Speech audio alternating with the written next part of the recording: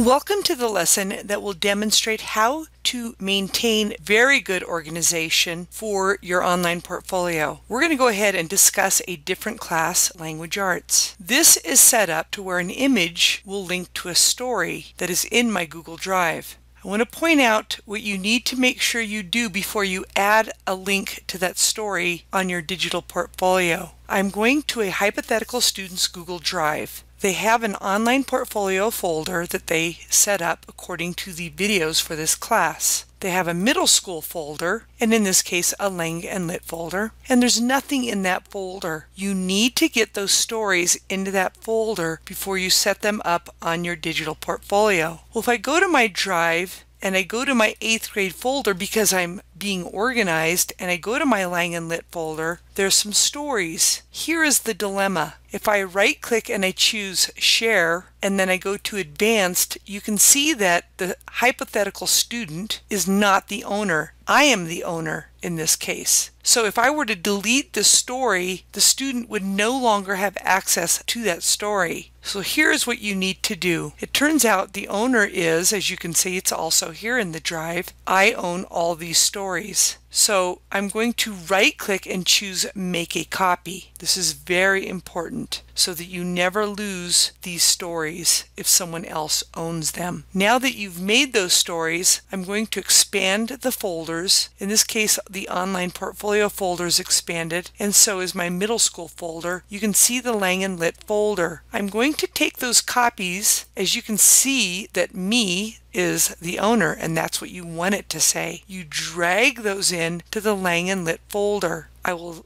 click OK if that window pops up. Now I will go to that online portfolio folder, middle school, Lang and Lit, and I might rename these, get rid of copy. I'm now the owner of these stories, so I can add them to my digital portfolio. That is really important. So I'll go ahead and get rid of copy of, and I'll get rid of copy of this story as well. You're going to want to open those stories and double check for any spelling and grammar errors. You do not want to be putting this on your digital portfolio if you have spelling and grammar errors. So after checking them, it's all good. Now, because you put them in that online portfolio folder, which happens to be shared publicly, anything in here is going to be public, and I don't have to worry about changing the settings so that other people can see them. You're now ready to set up images as hyperlinks on your digital portfolio.